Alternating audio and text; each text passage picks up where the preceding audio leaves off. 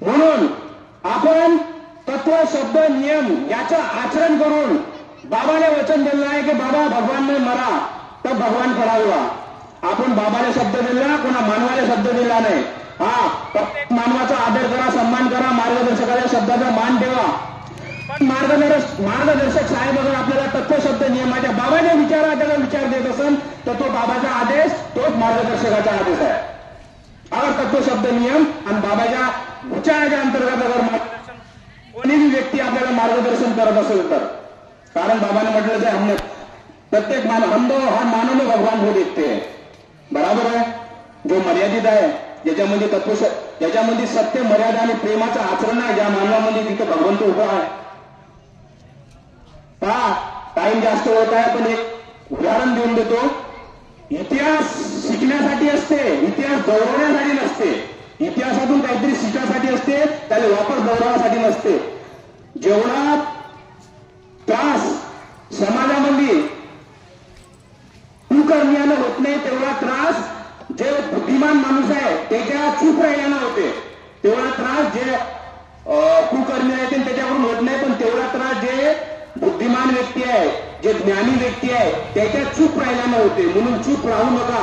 जे विचार आहे तत्वशब्द नियमाच्या अंतर्गत हे विचार इतरापर्यंत पोहोचवा. चूप राहून घरी बसू नका का मले का करायचं, मले का करायचं, तो तसा करते तर मले का करायचं. अगर हाच विचार बाबाने केला असता तर आज बाबांना म्हटलं असतं का मले का करायचं, तर आज हे सेवा आपल्यापर्यंत पोहोचली असती का?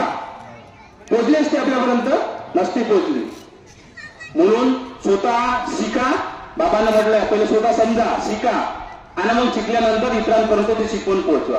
पहिले आपल्याला स्वतःमध्ये परिवर्तन पहिले स्वतःतूनच करायचं आहे, स्वतःतूनच सुरुवात करायची आहे. ठीक आहे. आता एक महाभारतामध्ये दुर्योधन अत्याचारी तर होताच, कुकर्मी होता.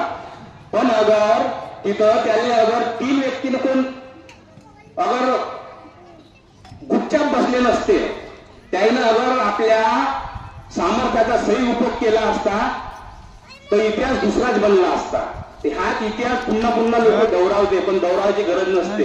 अगर भीष्मानं, अगर गुरु द्रोणाचार्यानं आणि काय म्हणते कर्णानं अगर दुर्योधनाले उचित रस्ता दाखवला असता, त्याला आपलं सामर्थ्य नसतं दिलं तर त्यानं अत्याचार केला नसता. कारण ह्या त्याच्या बळावरच कुदत होता. म्हणून जो ज्ञानी व्यक्ती आहे त्या ज्ञानी व्यक्तीनं चूक बसायचं नाही, चूक घरी बसायचं नाही. त्यांना उचित आहे हेच सांगायचं. एवढंच बोलून माझे 2 शब्द इथं थांबवतो.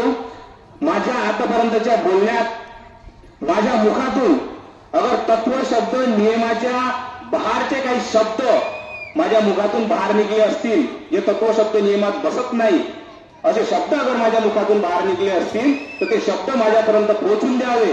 त्यासाठी मी सर्वप्रथम त्यासाठी मी भगवान बाबा हनुमानजी, श्री महान त्यागी बाबा जुमदेवजी, आई वाराणसी आणि आजच्या बैठकीचे अध्यक्ष, संचालक, संपूर्ण मंच, उपस्थित सेवक सेविका, बालसेवक बालसेविका यांना सर्वांना मी समेश पात्र आहे. सर्वांना माझा आदरपूर्वक नमस्कार.